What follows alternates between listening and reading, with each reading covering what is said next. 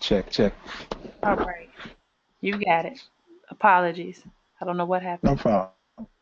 Hey, how can you tell if anybody's on? I can't. I see Oh, you staff. I see can't see attendees. attendees. You have I, 22 people signed up, and there were 10 that were in. Now you have 8, 9, 12. It keeps but I going up. can't. Oh, you just can't see them though, right? You can't tell. I can I just turn see the on their numbers. I can turn on their if they want to turn on the camera. You can turn on your No, webcam. no, no. Like No, it has to be the camera. I just it says it one, but it has the names, me and you on there. I thought the names would be under there too. It's not. it's not gonna. So you can see our names. And apologies, everyone. I know you all can hear us talking it through. Just be patient for a second. Up under you should be able to see under questions, people that will type in questions. And you should be able to also see attendees. I've given you over the screen. Okay. I do believe Hmm. you have the screen. Um, Hmm. I've made you the presenter. You have Akiba, Davis, Deanna, Imani, Janae, or John. I'm pretty sure it's Janae, Judith, Mark, Rashima, Sean, and Thamani Akbar. All are on right now, and there are more that Okay. have signed up. So they should be Okay, coming. that's fine. I don't see them, but it's fine. It's no problem. Okay. When they start sending in questions, you should be able to see them. Okay. All right. If anybody has any questions or problems, be sure to enter it into the chat, and we'll be able to answer them for you. Mhm. So should I just uh, I guess, do you want me to just expound on it or until the question comes in? Sure thing. You can kind of speak about what your presentation covered and give a summary Okay. somewhat. And then Okay. if anybody has any questions, raise your hand. They have a little mark where they can raise their hand and Hmm. ask those questions. And we can Okay. answer. We can open up their audio and they can speak to you directly, or they can simply type it in if they're not in a space where it's quiet. You know, if they're out in the grocery store or something. Okay. All right. All right. So yeah, so greetings family. Give thanks for you taking time out to participate in this year's Black Sustainability Summit. In addition, I'm also humbly thankful for watching you watched the videos or you wouldn't have called in, right? Appreciate you dialing in for this Q&A session. And I hope that the documentary spoke to you to some degree. Just a little brief background of myself. I'm living in Brooklyn, New York, and uh, the idea of the future of our past, the concept of that to me is we got. I've been in, I'd say, trying to walk the conscious path, so to speak, since 1993 when I started my magazine, the Ghetto Times magazine, and I've always been about trying to eradicate the misconceptions of our people from an intellectual, educational, and just a cultural perspective. And I felt it was key in order to do that, have to do the due diligence of doing the knowledge. You know, what's our science, what's our history. So I stand on the shoulders of great ancestors like Chancellor Williams, John Henry Clark, and Dr. Ben, and now our recently passed Dr. Francis Cress Welsing. In addition to our living ancestors like Neil and Anthony Browder, Charles Finch, Naraka Rosarundu, and the list goes on. So that just kind of gives you an idea of the background I'm coming from. And so what why I did this piece was because I was a little bit over a year ago, uh, I had got introduced to the works of Jessica Gordon Nimhart, and her book is called Collective Courage. And I watched her video that she had some on YouTube, and it really spoke to me because I had already written a book about the ancestral burial ground of New York City and learning that Seneca Village was actually the first Black Wall Street, not the one in Tulsa, Oklahoma. Affects to that area as well, but there have been many more from Jessica Gordon Imhart's book, she proved that there were hundreds of Black Wall Streets. And so for me, it was important to understand that if that's the case, one, how do we do it? Um, and two, how do we get back to that? And I guess a one point B is, what is the precursor or what is the thing that made us lose it? And from my research, from my judgments of what's going on, looking at it from historically and even judicial records that points to these discriminations against our people, is that integration really messed us up. And so, in order for us to look at where we're going, uh, just 20 years from now, a generation, it's key to getting into understanding what we're up against. And we all are getting familiar with the term now, gentrification, and its uh, magnetic effect on pushing people out of color. And the question is, we don't live on, we live on a globe and not a cliff, so there's nothing for us, a cliff for us to fall off of, but we keep getting pushed to that corner, to that next place. And I think that the discussion of when do we plant our feet down and plant our flag and stay where we're at must happen, because if that discussion does not begin to happen, uh, I'm not sure what it will be like for us in the next 20 years. So for me, it was important to kind of Sankofa and reach back to see and study the things that our ancestors did through cooperatives, and seeing if some of those things can also be implemented in today's practices. And I found that coincidentally, my partners and I had created an organization called where we were where we've bought land internationally in Costa Rica on the Caribbean coast, and with the sole purpose of creating an intentional community, and also living sustainable and green independently, as far as being able to just something as simple as going in your backyard and picking out your dinner, something to that effect. So it started from that, and then realizing, as I stated in the documentary, is that our focus was primarily in Costa Rica, but then the Black Lives Matter movement started happening, and I realized that, what, there's just as much attention that needs to be placed here in the states where we live as any other place. And so pretty much from that perspective, Black Land Matters was born, because the idea of what is the common denominator of our situation, social, economic, political, all of these things that have us at the bottom end of this melting pot, the burnt part where the black people are, is because the basic premises is that we lost the history and the awareness and connection to land. So this is what uh, kind of prompted this documentary, and I hope you enjoyed it. And I'm open for any questions or comments, or this is open dialogue. But I hope that this speaks to you. We're open. We started our Black Land Matters, Black Land Matters. I'm sorry, Black Land, yeah, Matters.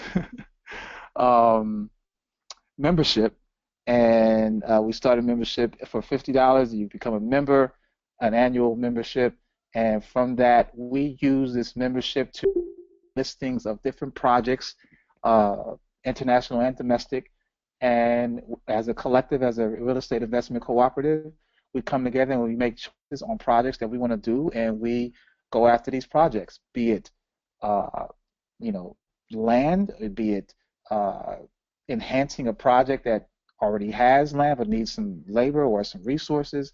But the bottom line is that we're in the position now where we want to stop basically talking and start doing. But feel free to ping in any questions or comments, or anything as you wish. If not, I can keep talking because I kind of do that a lot. Well, no, since you can't see them, you should be able to see under dashboard, attendees, audio, and then webcam and questions. There have been two people that have typed in. I think one was just Sean Morrissey, Bermuda's here, um, and then Judith Lantigua or Lantiga. submitted in a question that said, "Can we see the document on YouTube in case we missed it? I missed it, but would like to see it. Thank you." I would like to note before you press play or go over anything else that all of the presentations will be up um, for 5 days, well, almost now 4 days, for 24/7. So if you miss a Q&A session with the presenters, you still have the opportunity to um, view the presentations. And I am updating the videos. I'm going to be adding in even more detail so that you can better locate the videos and match them up with the presenters. But please give me a little time to do so. That will be done by this evening. So tomorrow you can watch it, and he will be up for more Q&A. You can check the schedule again. He will be available again. So if you haven't watched the video yet, please make this number one priority and come back with some solid questions. Um, Depending on when he's back on the schedule. So be sure to check the schedule for all of the presenters and look at when they'll be presenting and when they will be answering Q&A. There's another question that came in from Nigel. He said, please share your resource information to join up.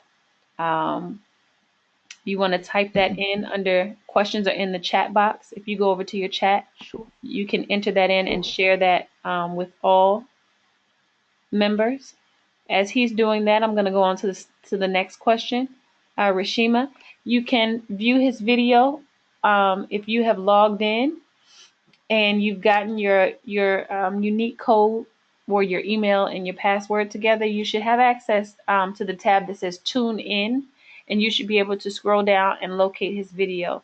I am still updating it to make sure that it is very clear who is giving what type of presentation. But when you roll over the presentations, it should give you the name of the or the title of the video. I'm still working on that. Bear with me, please. Is coming, but his video is up under Tune In, and you should be able to locate it. Let's see. The next question is, I think this is a powerful black. I think this powerful Black Land Matters. Did you say $50 a year or a month? A year All right. is for 1 year, for 12 months. Yes. Okay. Arnetta, do you have any more questions? I can open up Did the you get the audio and allow you to did you ask the question. did you get the chat? I put the link in the chat. Is that showing up on your side? Let's see. Yes, it showed up. Can everybody see it? Let's see. I'm going to open up for Arnetta. She had a question. Arnetta, can you hear me? Hello? Uh, Oh, you already answered it. Thank you. oh, Mhm. okay. Wonderful. All right, let's see. There was another question that came through from Janae. I'm going to open it up. I'm going to open up the audio so you can ask your question. I feel a little awkward just reading your reading everything for you. Let's see. Can you hear us? Is it Janae? Yes, so my question was, are you trying to set up a system that mimics the Western capitalist system? In what way? Describe it. Elaborate. So exactly how we have the system set up in America, is that what the new system will be in terms of the capitalist system? I mean, I guess I need you to be a little more, bit more detailed. It's kind of a vague question. I mean, the way the capitalist system is set up, how do you mean government or judicial? I'm not sure exactly. Can you be specific? Well, basically, it's how they exchange goods and services for money. Well, the premise of, I wouldn't necessarily say we're trying to mimic anything. I think the issue is we're looking at trying to obtain more land for Black people. And we're looking for like-minded folk who are interested in doing these things because as individuals, we found it was very difficult to do. One, because of maybe the lack of awareness of the process when it comes to purchasing land internationally. Then also just from looking at the cooperative model of how things were done collectively, especially and how effective they were for our people, like for instance for mutual aid, you know, cooperatives were created. Whereas, say for instance, there's a township that needed a doctor, and instead of uh, one person trying to cough up the money to pay for it, they had what we call like susus or something where people put money in to take care of the mutual aid or the need. So, I don't really want to. I don't see it as us really mimicking a system. I think really it is we're within this system, but it's really about us being able to obtain land and use that to both live off of and possibly create opportunities from the land. That's a practice that we've gotten past, and because of that, we've been totally dependent on what society offers us. Be it we go to college to get a degree, and we come out with a degree to go work for someone else instead of ourselves. So this is really about creating self-reliant opportunities and also self-sufficient and self-sustainable opportunities. Wonderful. Did that answer your Does question? that answer?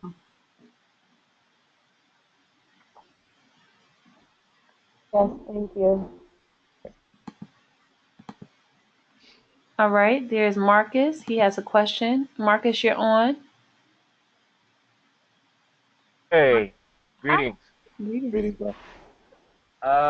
Yeah, it's a two-part question. I wanted to know if there's any projects already going on and that you guys are working on, and if there's any volunteer or any help opportunities with that.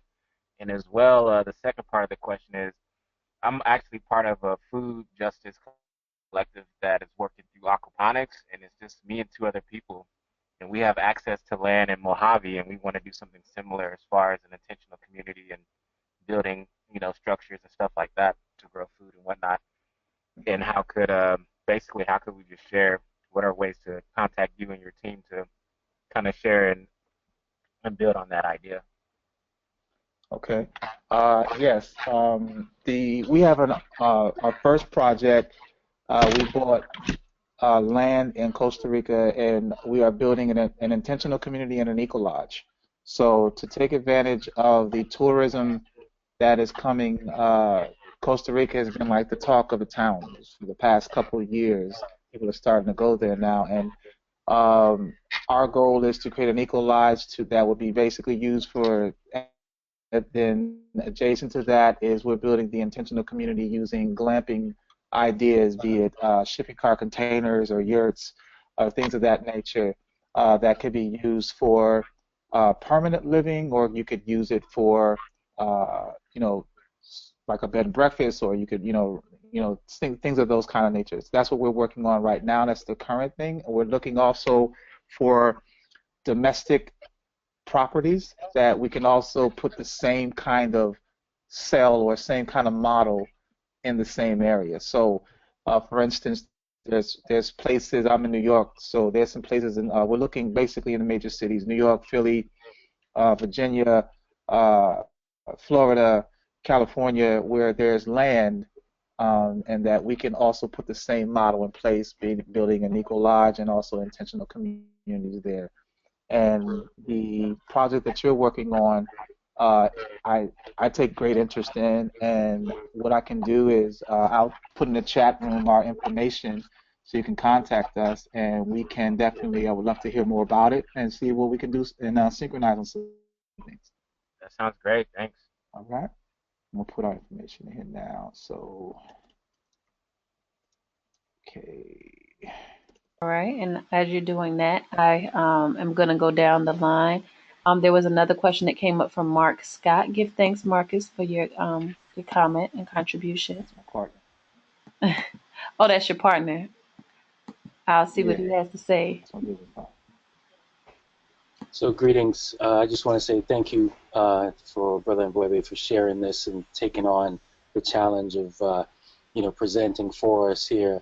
I just wanted to share with everyone. There was a question around if we're trying to mimic the same system, and one of the pieces that I'll just put out there is we are 100% trying to uh, share in the process of creating a labor exchange type of system, and that's we're in the base stages of that right now, just in terms of trying to build equity for service, volunteerism, and sharing, just trying to stick to some of the main cooperative principles in terms of how we can actually work with folks around their volunteering and, when it comes to their services and membership.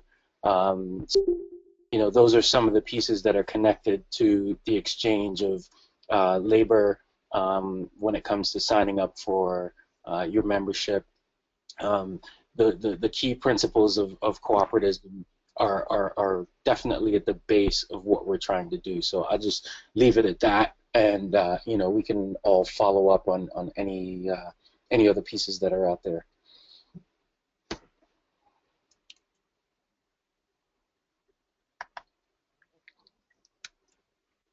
All right. And I want to also add too that we also do tours to, have people come out and, see the work that we're doing. Uh, you know, it's actually we have three trips created for this year.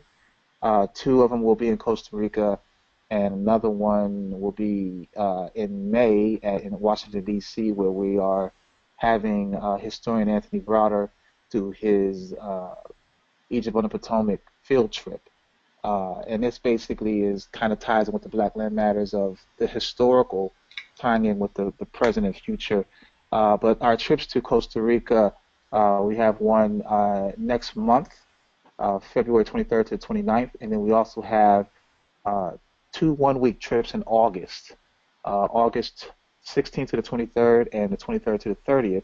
And with these trips, basically it's your opportunity to see the work that we're doing there, come experience what Costa Rica is really about, and then understanding the opportunities that are on the table for us to go down there and basically stake a claim. There's a lot of black people down there that are looking towards us to help them because they've had the land and kind of their kids have kind of bought into the U.S. MTV revolution of material gain, and they left the land. They're not interested in inheriting the land. So the land is there, and gentrification, gentrifiers are there trying to buy up the black land from them as well. So there's also, not the tours to coming isn't just coming to see how beautiful Costa Rica is, but it's also to show you the opportunity there to obtain land that could be within your families and your generations to come. So we offer those trips. I'm actually going to put the link to that in here as well. And if any of this speaks to you, feel free to contact us. All right. You have another question that's coming in. It's Damani. Can you hear us? You're online for your question.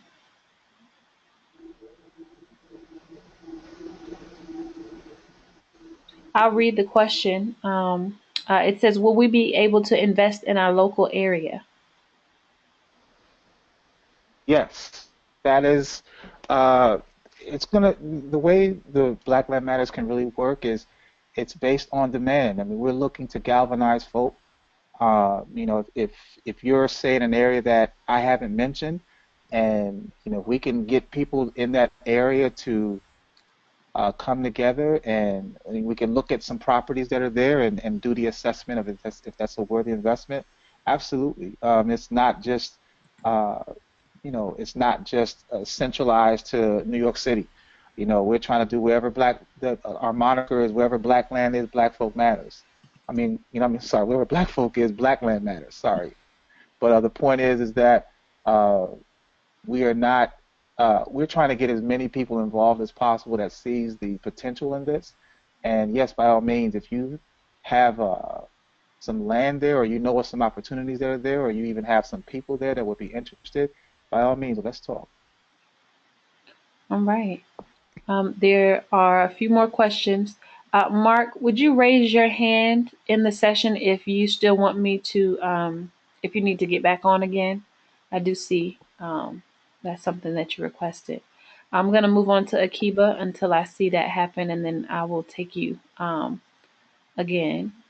Akiba, can you hear us? Yeah. Oh, wonderful. We can hear you. Yes, I can. Great.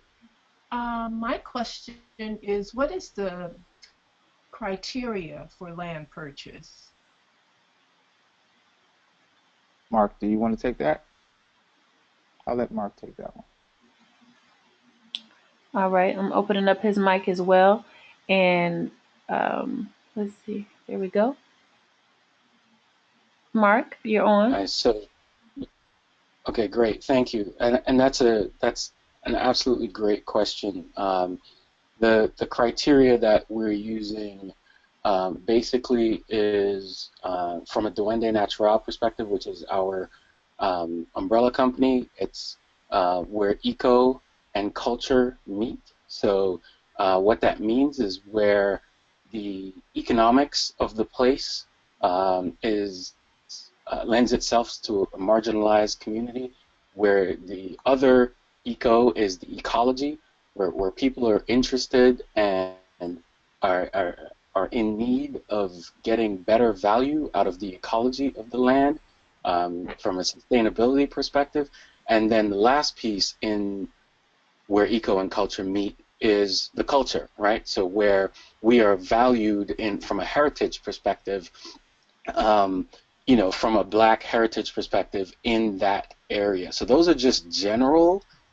That's a general statement that then lends itself to a very strict practice that we are ourselves in training and learning, and in a learning practice for ourselves to teach us from a permaculture perspective and sustainability perspective how to go about and assess the land itself, the needs of the land, the needs of the people in the land, the capacity of the land, all the things that we need to actually know about and the people and what their goals are in that particular area.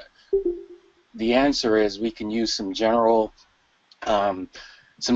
assessments to find out what that locality needs or that region and that area needs, and then from a permaculture perspective, and I like to call it financial permaculture, to go and find out from an economic perspective what that area needs, and then make the land sustainable within the context of what we have actually found out from the analysis of the area. So I hope that answers your question.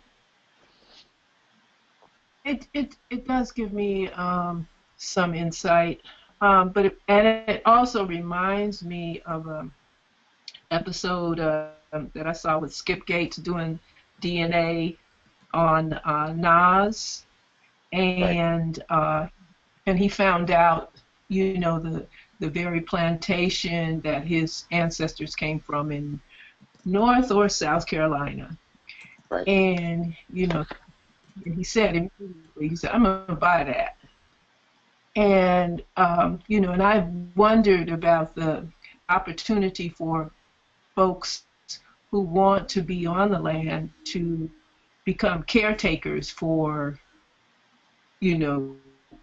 people in these kind of positions where they can buy it,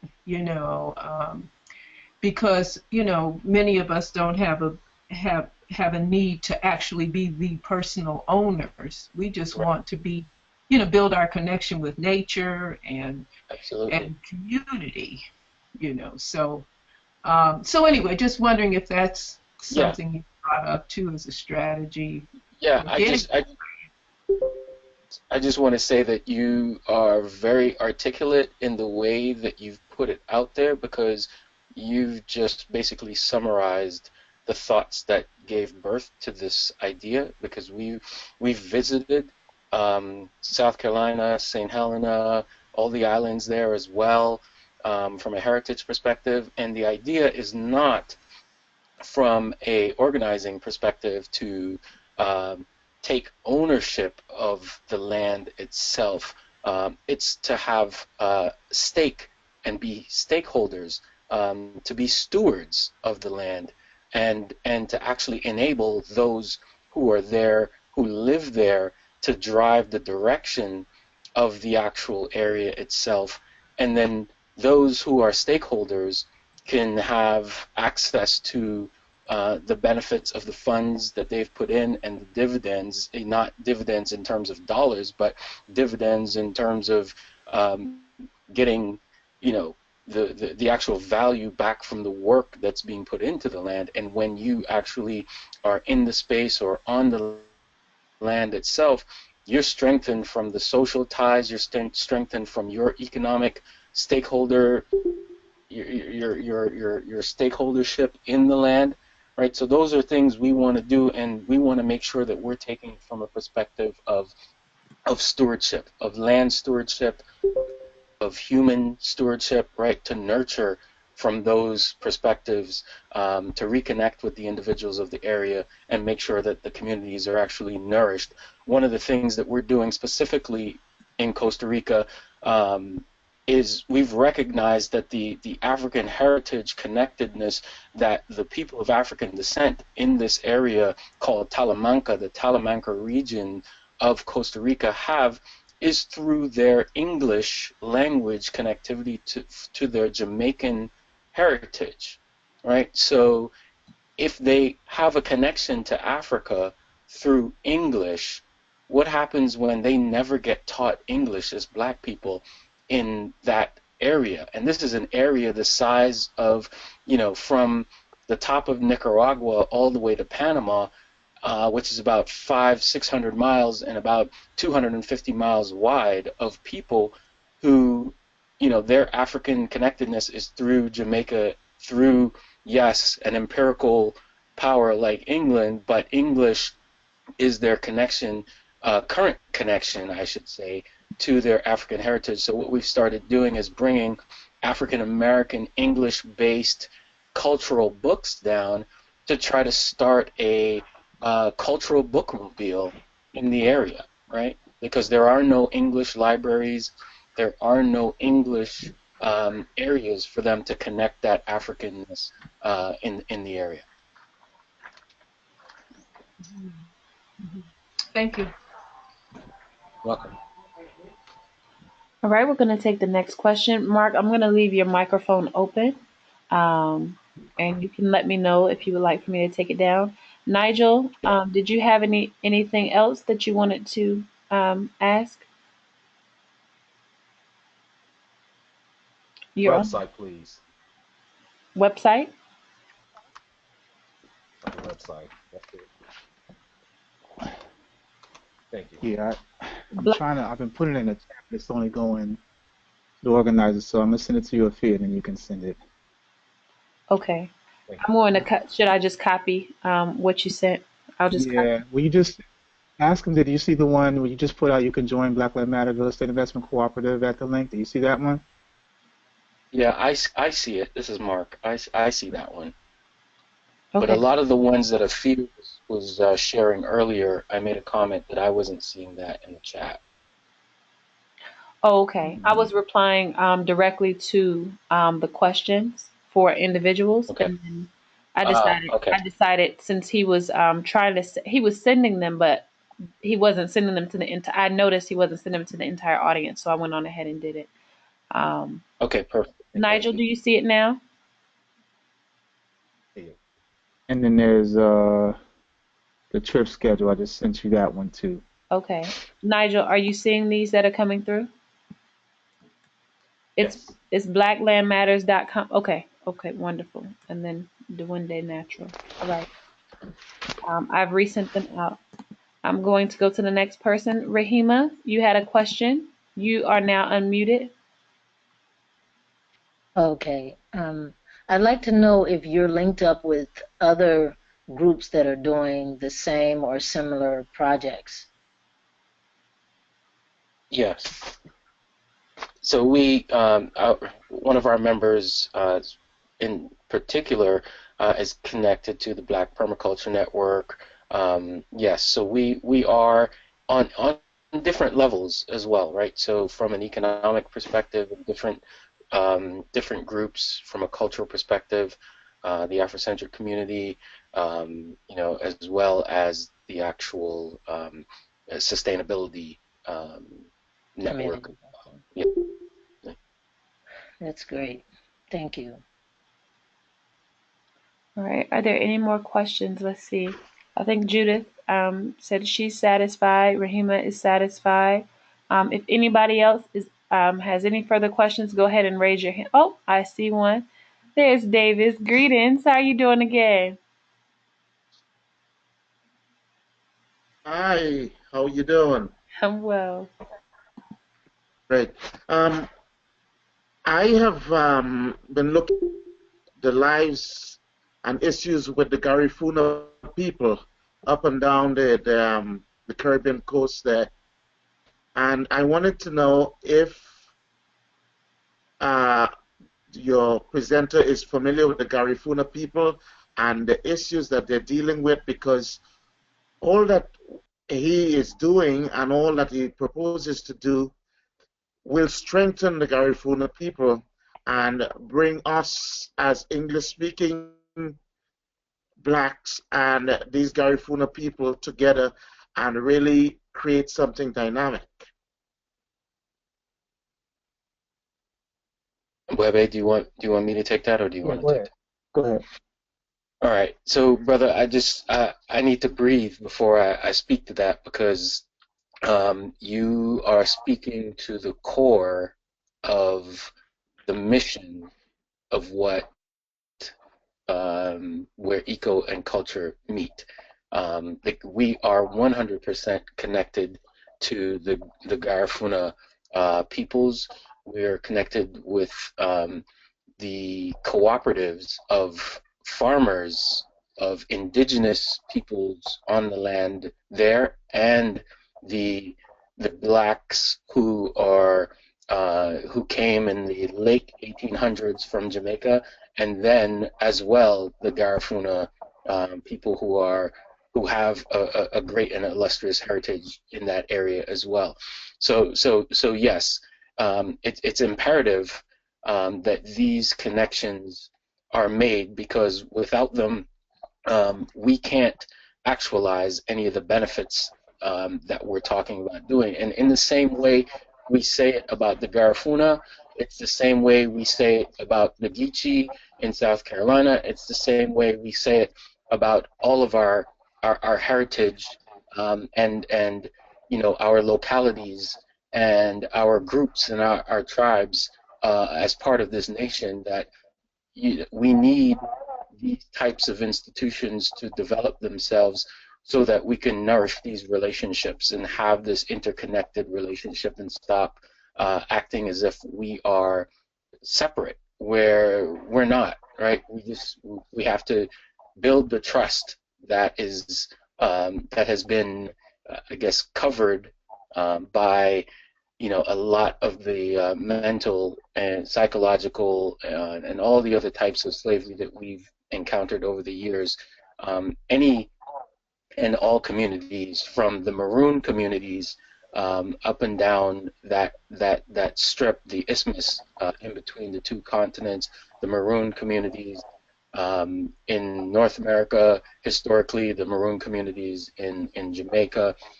These are all historical communities that we need to revive the principles of what it took for them to develop the wisdom and the knowledge to survive the madness in which a piece that my partner, Brother Webby, showed me today. There was a choice between living on the plantation, running, and the third choice that is rarely spoken about, which is staying in hiding and building community and supporting those who run and supporting those who stay on the plantation. So each of these faculties are important in today's world, and we just need to know which part of those three areas, and I'm sure there are more in the nuances, but which part we're going to actually play a part in. We all have a role, and we need these cooperative principles to be able to govern ourselves appropriately, and just be true to some principles. And I don't say it's going to be easy, but I do say that, the value is going to be there because, we have nothing but time, right? Because our generations need us to get on board with these principles now, and in a forum like this it's amazing. Just from my own feeling that I'm internalizing right now is just that hearing about the Garifuna, having the Garifuna and these cultures be part of a conversation around sustainability is an amazing construct for me, because you usually get those in separate areas, right? You get someone that's talking about nature and sustainability, and you don't get an articulate conversation about our culture, our connectedness to the land, the connectedness to ourselves, the economy that we need to create from the land, and then the community that we need to create to be able to sustain ourselves, um, in this whole process. So that's our vision, right? To formalize these groups, um, self-manage them from the localities, and then use it as we have in today's 2016 world, like create these incubators for the ideas that people have in these areas, right? That's number one, right? We don't want to force anything on anyone. We want these areas to organically sustain themselves with their own resources, and then share and trade and move amongst the other areas as members, right? And share in the value. So I'll stop there. Beautiful, beautiful. I've been connected with the Garifuna community here in New York for the last 2 years on a daily basis, and I have been researching them. I've been speaking with people who have gone and worked with them, and I really want to put some time in working with them because it's Yes, important. Ashe. Yes, sir. It's important. Well, thank you so much. I look forward to just partnering with you guys. Absolutely. Thank you. Thank you. Okay. You all had two questions that came. Well, a hand was raised during that magnificent explanation, but it looks like the brother got kicked off for some reason, so he may come back in. I'm not sure, but we will check and see. And if not, I have noted for anybody that has questions that were not able to get answered this evening. Of course, you will be back on again a few times, taking Q&A, so you can spread the word. This 10 to 15 minute Q&A session has turned into about an hour, which is what happens when you have a good conversation.